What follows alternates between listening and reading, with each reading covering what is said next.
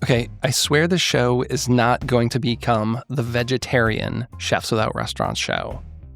But today we do have another veg-forward episode. But we also talk a lot about the food and restaurant industry in general, not just recipes, cooking, and vegetarian dishes. Today I'm speaking with Eden Grinshpan about her new book, Tahini Baby, a book packed with flavor, a lot of personality, and yes, a little bit of tahini.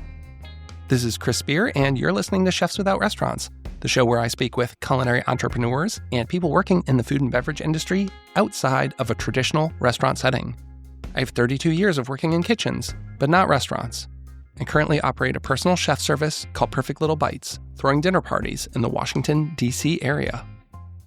So you might know Eden as the host of Top Chef Canada. In fact, I think she was a guest judge 2 weeks ago on the American version of Top Chef, which is actually taking place in Canada right now. Or you might know her from her first cookbook, Eating Out Loud, or perhaps her travel show, Eden Eats, that she started, I think, like more than 10 years ago. Well, now she's back with a new cookbook called Tahini Baby, which focuses on vibrant, vegetable-forward Middle Eastern and Mediterranean food.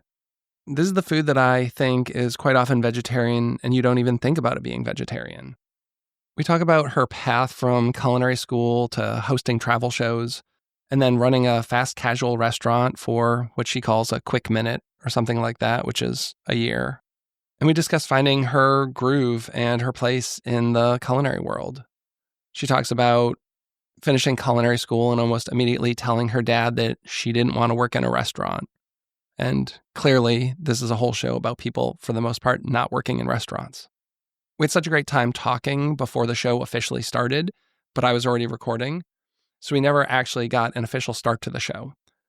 So when you listen to it, we're just kind of mid-conversation, but we start out talking about the food industry kind of in general. And of course, since she has a cookbook, we do get into some of the nuts and bolts of that. Not only how the cookbook came about, everything from photography to recipe development. And then I did want to explore some of the recipes in the book and even things like working with tahini. It's something I think a lot of people know how to use these days, but we did talk about how to store it, some of what she considers the better brands, and the recipes she thinks you should definitely be making from this book. So whether you're a chef, home cook, business owner, I think you're going to find something relatable and hopefully inspiring in our conversation today. And if you're thinking about starting your own personal chef business, make sure to check out my show, Personal Chef Business Startup Guide. I'd say that it's a deep dive into everything you need to know to launch and grow your own private or personal chef career. Right now, I'm repurposing some of my most popular episodes from Chefs Without Restaurants, but I will be having all new episodes coming very soon. As always, thanks so much for listening. I really appreciate it. I hope you have a great week. I loved cooking. I always wanted to be a cook and a chef, but I don't want to be 50 years old, divorced, not know my kids, in ill health, and broke because I was just like line cooking for 30 years. Well, it is a really, really, really hard job. I also went to culinary school.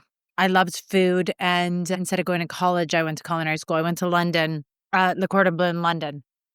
And literally, like the day I graduated, I called my parents and I was like, I'm not going to be like a chef in a restaurant. Like, I just can't do that. I've worked in a bunch of different kitchens, and I know paying your dues is a whole part of it. And I did. I worked in kitchens like on and off for a handful of years.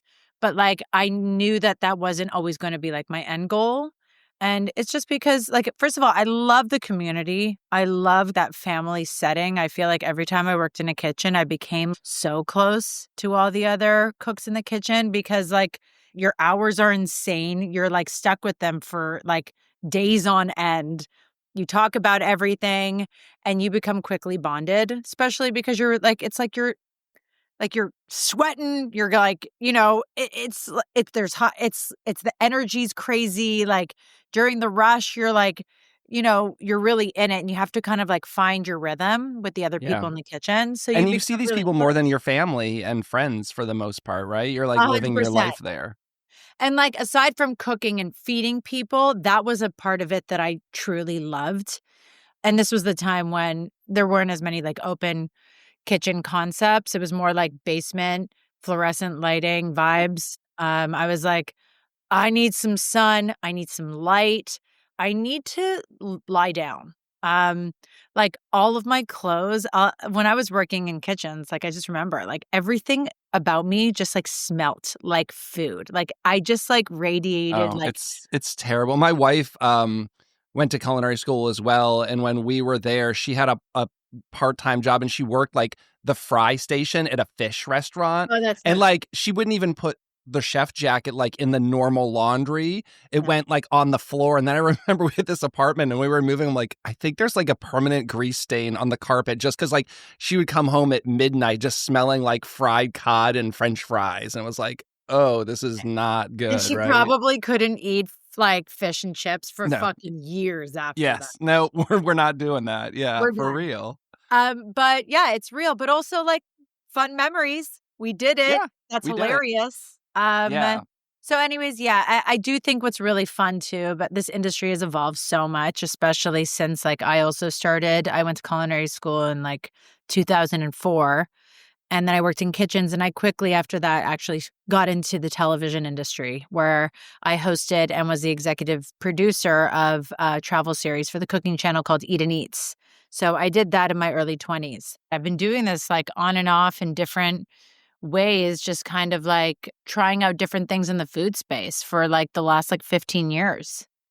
As it's evolved, I'm just kind of like trying to go with the The flow, go go with where it's going. You can go see, where it's but going. not everyone evolves, and that's fine. Some people are content to, work in a traditional restaurant space and move up through the years. Some people don't want to be on the internet at all. They don't want to create content. They're not into food media, but there's a lot of opportunities for people who want to diversify. And that's why, in addition to cooking, I do some photography, some writing, some podcasting, some community involvement. I also like it, but I probably take on too much actually and could use hand raise there. Yeah, you could probably use a little more on your team too. Yeah, I told my husband, I'm like, after the book comes out, the summer, we are going to take it from here to here.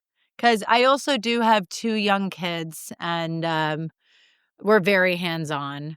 Hence the exhausted look on my face.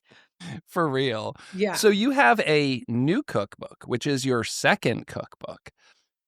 So where did this come from? I mean, I guess maybe go back to the first cookbook and then how this differentiates from that book. So, I actually was able eating out loud actually came from I had a restaurant for like a second in New York City. A second equals a year. Still incredibly proud of that project. I learned so much. And the food part of the restaurant was very successful. And so that actually was, you know, the project that led to eating out loud. So I got a lot of interest about me writing a cookbook based off of that food, which is the food that I cook at home, but more of a fast casual environment where it was like contemporary Middle Eastern, fast casual. It was called Des. So I created eating out loud from that concept. It's found like a really like loyal, amazing audience. I feel so blessed with that book, especially because it came out during COVID, which was on some level good, but like on the other hand, obviously not great because, I didn't get to do like the full like book launch, book tour, the proper like promotion and marketing behind it. Like we weren't like promoting that book because obviously there was so much going on in the world. So when it came out, it just came out and then, it did and it did well. But from that book, a lot of people were really, really excited about my veg forward recipes and the way that I took vegetables and kind of made them more interesting, more flavorful, kind of like star dishes on your dinner table.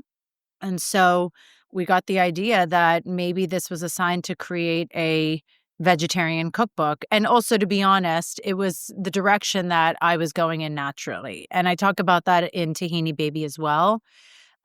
Because I eat mostly Middle Eastern and Mediterranean food, which is so full of vegetables and grains, legume, beautiful breads, dips.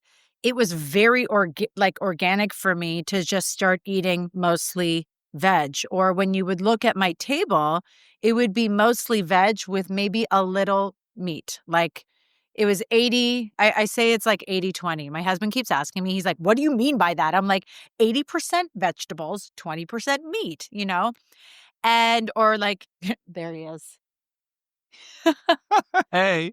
Um, and so I really just like, I became really, excited about this like realization. It wasn't something that like I was really planning. It just kind of naturally happened in my home. And Ido and I and our daughters, like that's just really how we eat. So when I started talking about Tahini Baby, I was like, I think this needs to be a veg-based cookbook.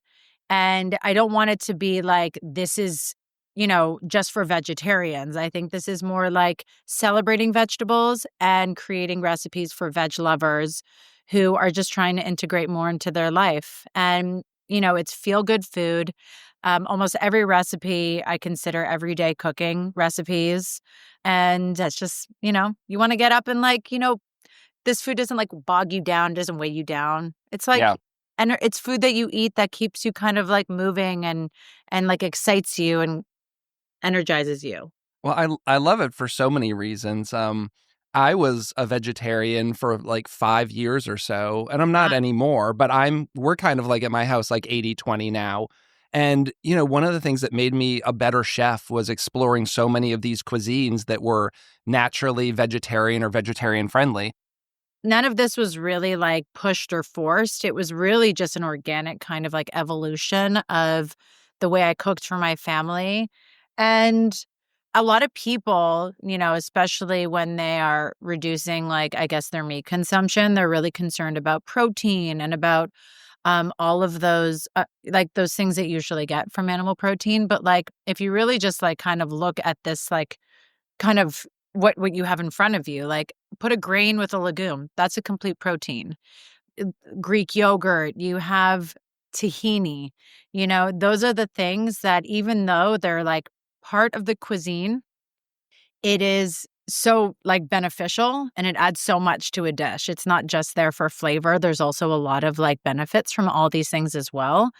And I do want to say, like, Tahini Baby, because a lot of people are really confused. They're like, is there tahini in every Right. recipe? Because it struck me like when I heard the title before looking at the book, is this like a how to cook with tahini cookbook, which Yeah. I find, I don't know, maybe 10-15% of the recipes even had it. Like it wasn't an overwhelming percent. I'd actually say there's more pomegranate molasses in the book than tahini, but There's that's a also whole other so thing. much fucking dill. Like, I Uh, need to chill out. Dill is delicious. I talk about this all the time because I'm kind of anti microgreens. I feel like chefs like buy these really expensive like microgreens and just throw them on willy nilly. And I'm like, just go buy a bunch of dill for like Yeah. $1. It has way more flavor, is way more versatile, and it just makes 100%. sense. Yeah, It I'm it team is like dill. bang for your buck. There is so much flavor that Yeah, happens in that one herb. Like, I use a ton of herbs. It's so I do want to like go back to the tahini baby part because I do suggest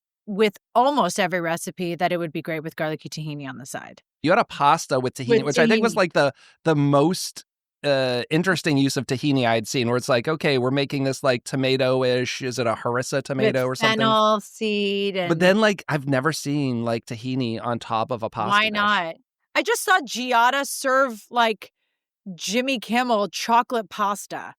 And I Huh. was like, okay, we can go now with this. That Yeah. like we've opened up the doors to new and ways to enjoy pasta. So, I have to tell you, it's absolutely delicious. And that's kind of like what I say. So this book is very much kind of like a lifestyle, I would say. It's like the tahini baby lifestyle. Growing up, tahini, I think, is really like a backbone of a lot of Middle Eastern cuisines. And you find it like if you don't think you've ever had it, but you've had hummus before or hummus, if you've had hummus, you've had tahini. It's a huge part of what makes it creamy, nutty, earthy, and I really do feel like the addition of it with like all of the salads in my book and all the grains and all the legumes, it elevates, and it just brings everything to kind of feel like more complete.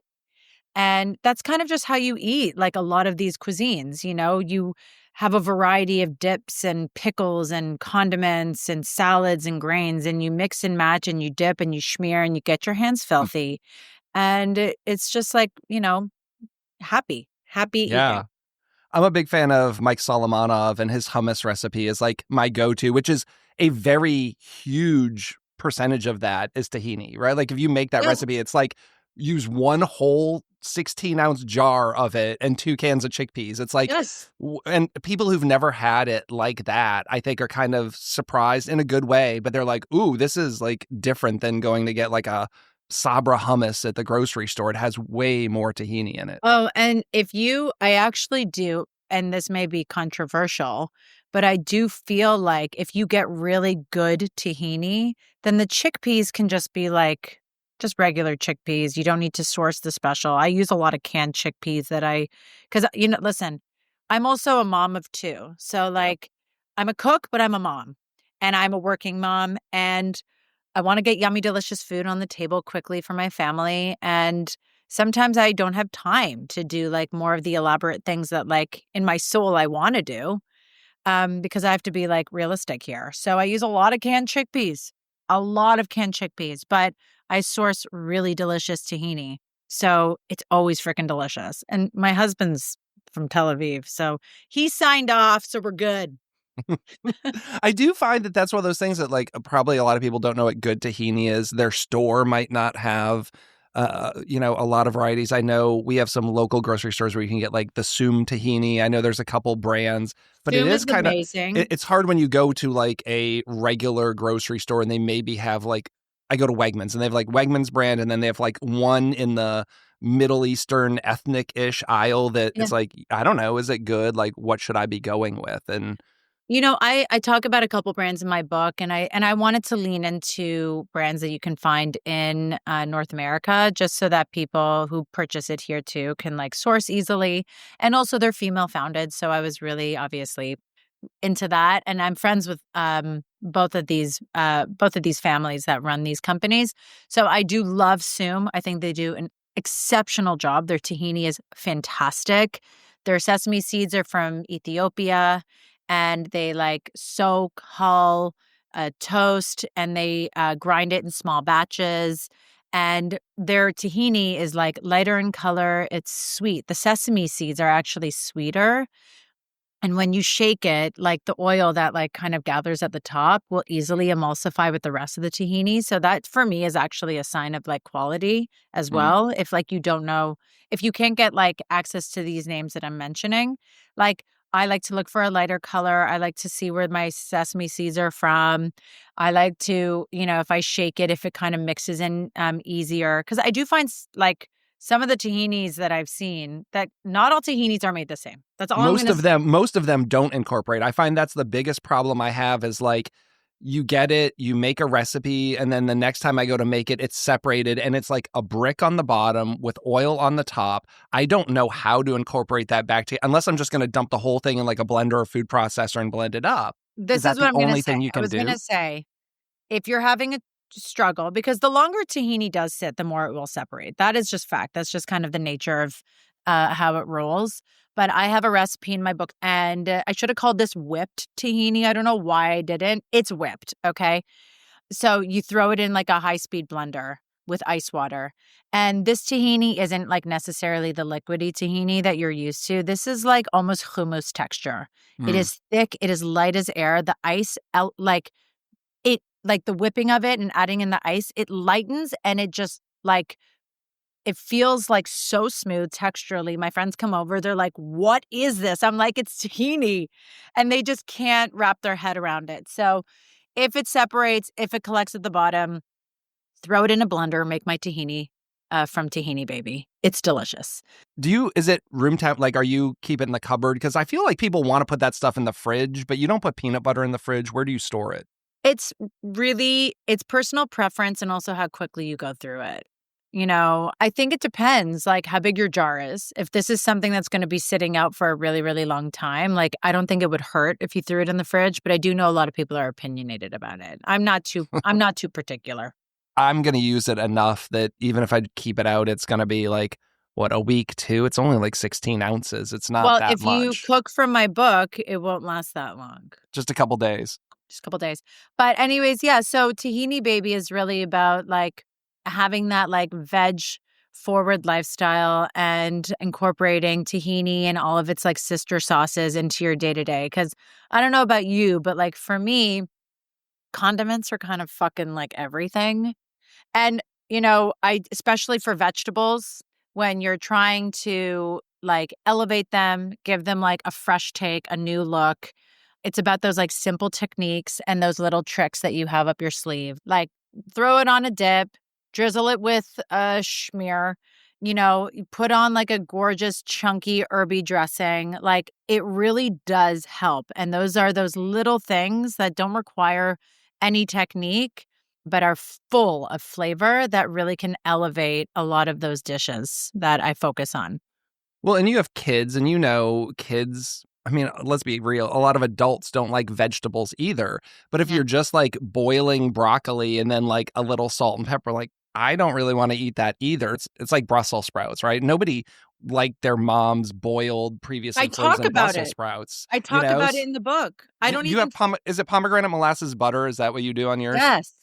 I'm so impressed by your memory. But yeah, so like I grew up being like, I wasn't a big fan of Brussels. And, for me, it's really about trying to kind of take those vegetables that I think a lot of people have like a negative like memory association with it and give it like a facelift of like something that's more modern and fun. And like I do think I definitely introduced some new spices in this book, but I do think since this cuisine has become so popular, like this kind of cuisine, I do dabble, like it's Mediterranean, Middle Eastern. There's some Greek influences in there as well.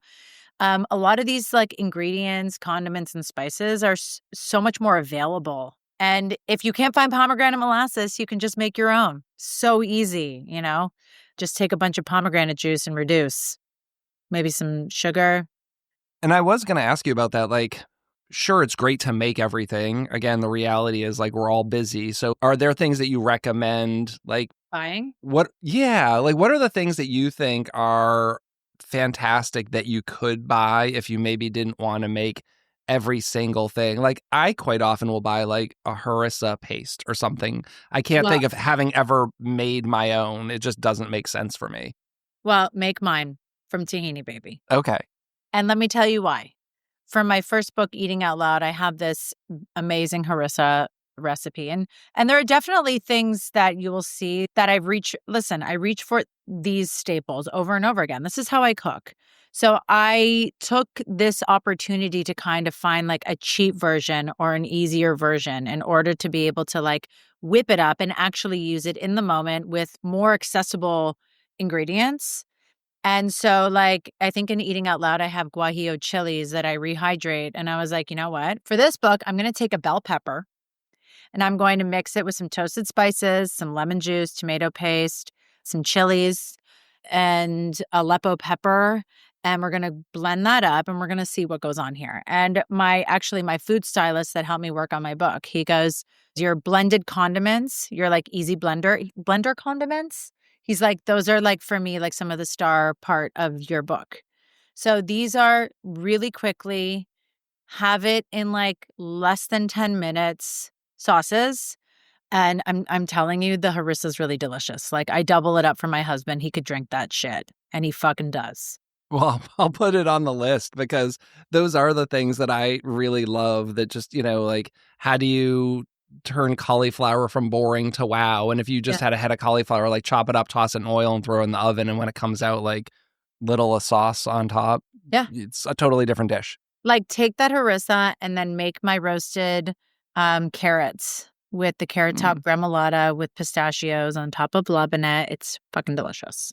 That sounds great. I already do harissa roasted carrots. I found a recipe. It's a harissa roasted carrot white bean dip. Yummy. So almost like a hummus, like you puree up like cannellini beans with roasted carrots that have been tossed in harissa, and then like garlic, lemon juice.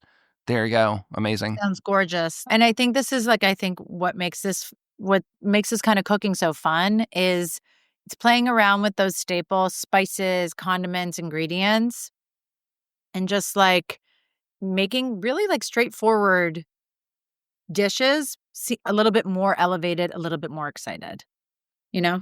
Where are you finding inspiration? Like when you create something that's not fully, and I don't love the terms like authentic or traditional, but you've strayed off the path. I mean, obviously, there's tons of cookbooks out there that have a lot of Middle Eastern dishes and you want to do some new stuff. So where do you get your ideas from?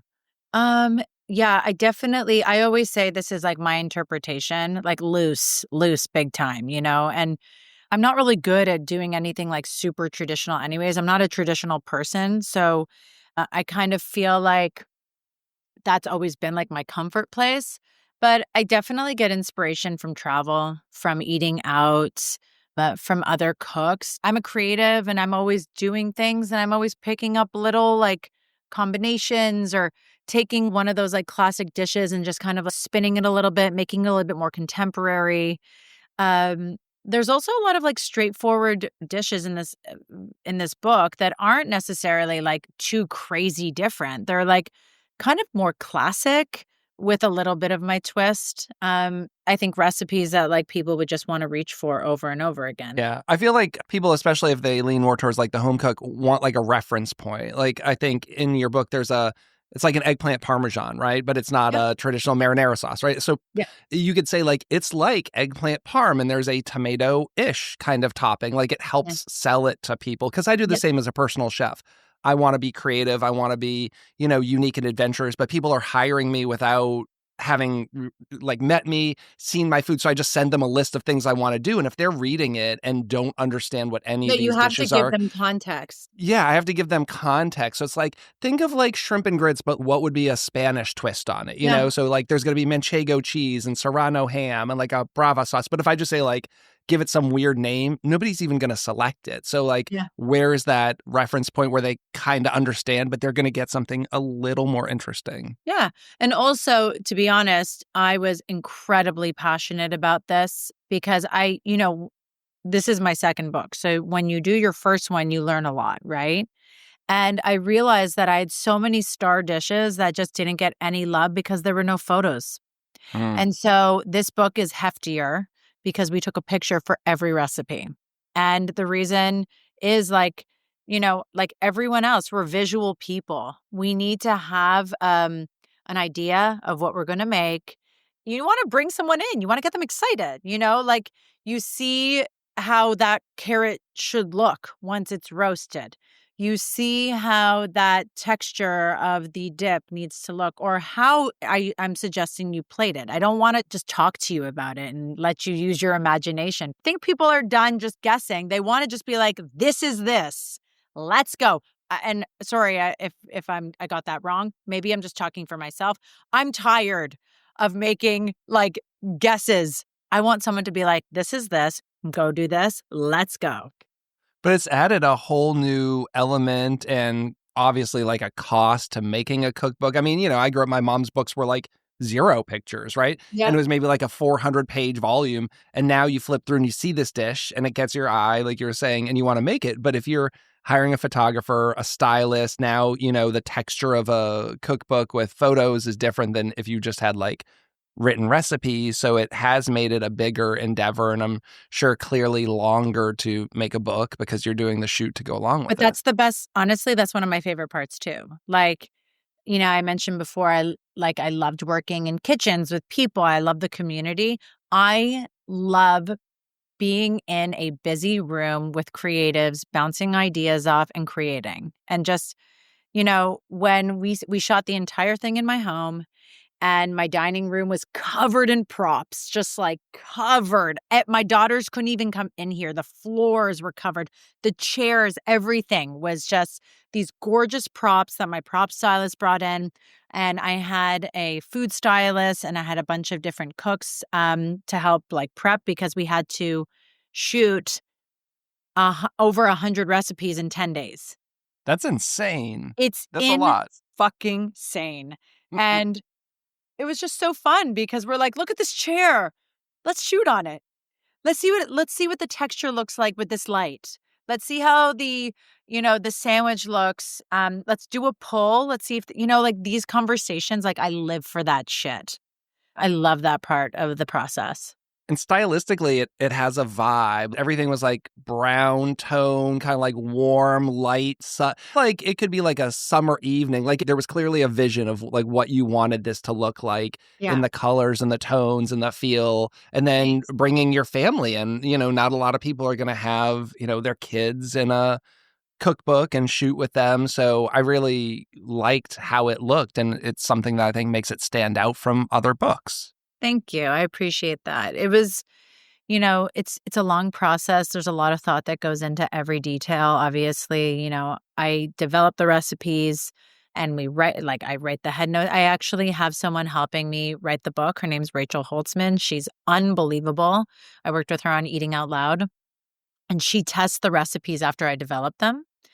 So there's a lot of back and forth with testing, retesting, testing more. What's the yield? What's this yield? So like making all the recipes and then putting together this amazing team of talented people. Because to create a book, it takes a ton of people and a ton of collaborating.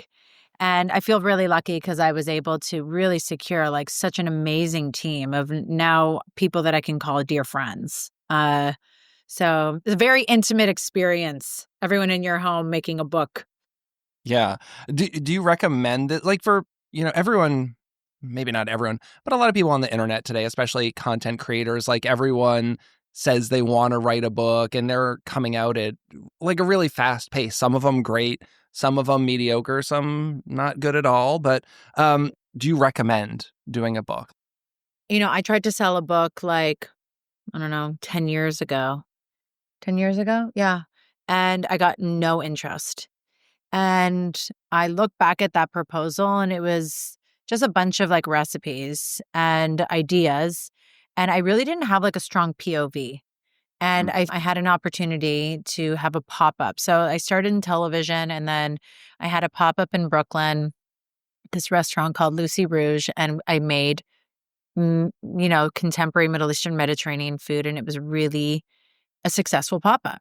And because the pop-up did well, I went and I competed at Burger Bash at South Beach, one like a shawarma style burger.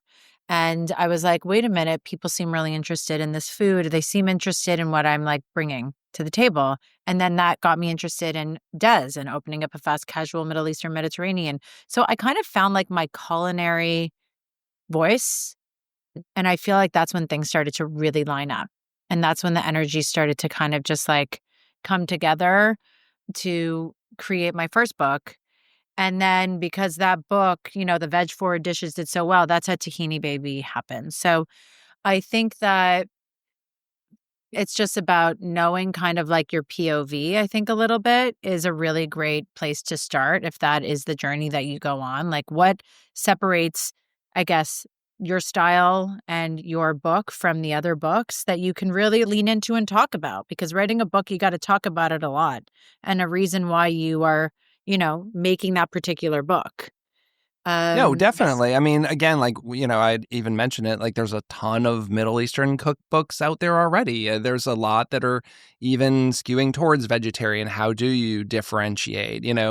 When someone goes to a bookstore, goes on Amazon, why pick your book versus someone else? And I think finding a way to connect with people, like, what is this? What is the story being told? Like, what is this person's POV? And figuring that out. Because, people who don't know anything about this business will say, like, I love your food. Have you ever thought of writing a cookbook? It's like, that's not for everyone. You kind of have to think of, like, I love what your does that food. look like? Open a restaurant. I'm like, no. like the Not at amount of all. work, the day to day, the grind, like all of that. It's a lot of it. And like, it's, first of all, it's such a compliment, like they want more of your food. And I love that. But it's just, listen, all of these projects are huge investments in time and emotion and like money and like all these things. But personally, I would say if you have the opportunity, you live once, fucking go for it. Like, do it. Why not? And then you have that experience under your belt and you get to look back at your life and say, I did this. Like, I think that's really cool. The truth is, if you are having fun and you're putting down things that you care about and you're proud of it, and like, I really think it comes down to like, you can't really control how everyone else responds to it. If you're good, you feel good about it and you're enjoying the process. Like, I think that's really kind of like the goal. And then also, you're always an author. Once you have a book, you're a cookbook author, and that's really awesome. Yes. What are you doing now besides the book, like in the TV media space? What do you have cooking? Well, I'm working on a really detailed, long, incredible book tour. Because I didn't have a book tour for Eating Out Loud, we have gone crazy for Tahini Baby. And I'm ready to finally be with people in real life. I swear, I have like 200 signed books of Eating Out Loud. Like, I can't wait to just tear it up. I think it's 9 cities within like 2 weeks. And then I'll be touring in Canada after that because it's a simultaneous North American, US, and Canada release. So right now I'm shooting a lot of collabs with a lot of talented people that I really look up to. So I'm really excited about that because I'll be releasing those videos really soon. I'm actually flying to LA in a couple hours. Most of what I'm focusing on is like media events for the book tours, and I host Top Chef Canada. So I'll be shooting that right after my book tour, which is very exciting. So all of June, I'll be doing that. I have like 3 days off when I shoot that show. So it's really exciting. And it's great because they bring in so many amazing, first of all, like the talent that I get to like get introduced to from around the country is unbelievable. I love all the judges I work with. And then they bring in guest judges from all over the world that I really admire as well. So we get to have like lots of one-on-one really great time with them. And then I think this summer I'm going to try and take it easy. But I have my website, edeneats.com, and I have a Substack newsletter called The Sunny Side with Eden, where I post about a lot of different things. Also, I interview a lot of really great people that I really look up to. And working on some other projects. I have a lot of ideas of things that I want to do, but it's really at the beginning stages. So nothing going on. Nothing going on. And I'm a mother. Like, I I know that. also really, like, for me, I told my husband, like, I feel fortunate that I cook a lot from home for Yeah. my job and just to be able to be here for, breakfast, school drop off, school pickup, dinners. So kind of creating that balance for me is really, really important. Yeah. That was one of the big things with doing what I do. I mean, when I go to work, I don't leave my house till 4 or 5 Yeah. o'clock, working as a personal chef. Like, I don't have to be a 12-hour day at someone's house. Like, a lot of what I do is like grocery shopping and menu planning and that kind of stuff. So I take the kids to school in the morning. I pick them up almost every day at 3 o'clock when they get out. Like, I can make my schedule around their things. So it's like, Saturday's a typically busy day, but if my daughter has a school play, like, I can book that day off. And just, it's given me a lot more time with my kids because how many chefs say like, oh, I didn't even see my kids the first 15 years of their life. Like, I don't want that's that for another me. reason why, like, this particular section of what we do, like you private chef, or I create a lot of like online content that kind of gives us a little bit more freedom and a little bit more control over like schedule. I think it's just like a good option if you're going to be in the food space to consider that. Because I do now. Like, I didn't before as much, but after having my daughter, I had to really consider like, what do my days look like? And don't get me wrong, I'm traveling a lot, which I love too.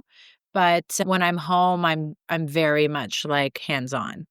It's so nice. And I'm glad that we've both found, that there are options. I'm glad that there's so many more options today to work in food if you love food and not have to give up, I think, everything else. Like right? sacrifice. Like, don't get me wrong, there's always going to be some sort of sacrifice, and you can't always have everything.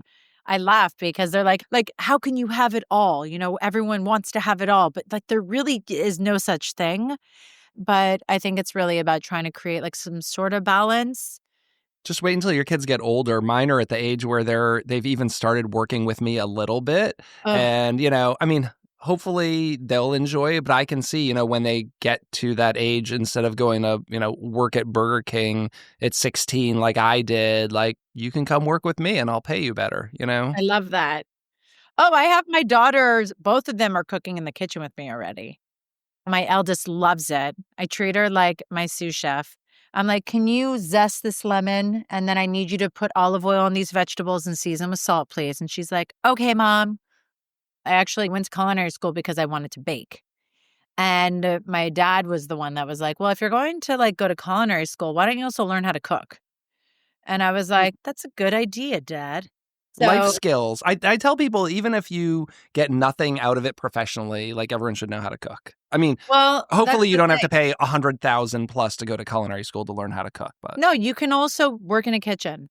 Spend like a summer, like just kind of trying it out, or work like why don't you try and get a catering, like work at a catering company? Like, just, I think it's the practice, obviously there's those skills that you do learn at culinary school that are definitely important, and you learn about the sauce and the knife skills and all that stuff, and just like the basics. But, if you know someone that knows that, you can sit with them if they have the time and the patience to teach you. And it really is about practice. Like, you have to put in the time to practice. There are things that I still need to work on, like that I'm working on, and that's what I love so much about this industry as well. Like, you're never done learning. You're never done learning. Well, I think the hardest thing as a non-professional chef is you don't have the repetition. And that's what I tell people all the time. Let's say someone's going to make something from your book. Let's just say it's that pasta with the tahini. And like, it comes out okay.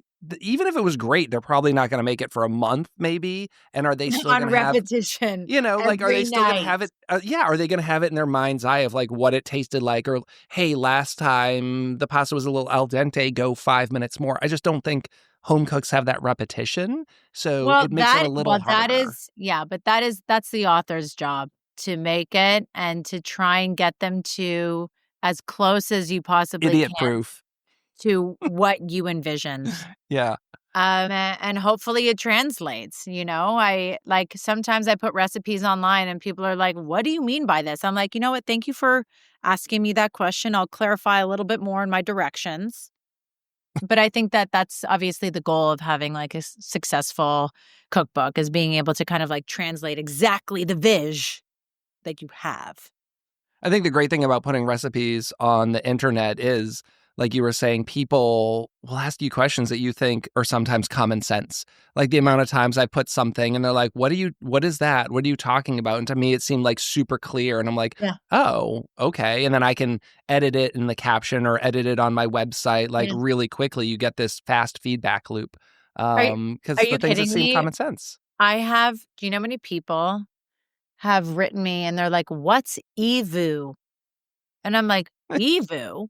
Extra virgin olive oil. Like, if I just write EVO. I mean, didn't Rachel Ray do that like 30 years ago? Like, wasn't that her thing? Exactly. I was like, I thought this was common knowledge. Like, I was like, okay, just EV. Like, I have to also sometimes, I don't always use it, but like sometimes the caption is too big. So you have to try and make it smaller in order for it to fit. Yeah. So I'm like, okay, EVOO. People are like, what the fuck is EVOO? I'm like, extra virgin olive oil. Yeah, I thought everyone knew, but here we are. Thank you for informing me and all of our listeners who probably, I'm hoping, already knew what that was. Well, the book looks amazing. Thank you. Thank you so much. And the book comes out April 22nd. And I hope everyone can pick up a copy of Tahini Baby, and obviously tag me when you cook the food, and let's like be on this journey together. And thank you so much for having me on. This has been such a lovely conversation, and I hope we get to do it again soon. You're welcome. And as always, to all of our listeners, this is Chris with Chefs Without Restaurants. Thanks for listening and have a great week. You're still here? The podcast's over. If you are indeed still here, thanks for taking the time to listen to the show. I'd love to direct you to one place, and that's chefswithoutrestaurants.org. From there, you'll be able to join our email newsletter, get connected in our free Facebook group, and join our personal chef, catering, and food truck database so I can help get you more job leads. And you'll also find a link to our sponsor page, where you'll find products and services I love. You pay nothing additional to use these links, but I may get a small commission, which helps keep the Chefs Without Restaurants podcast and organization running. You might even get a discount for using some of these links. As always, you can reach out to me on Instagram at Chefs Without Restaurants or send me an email at chefswithoutrestaurants@gmail.com. Thanks so much.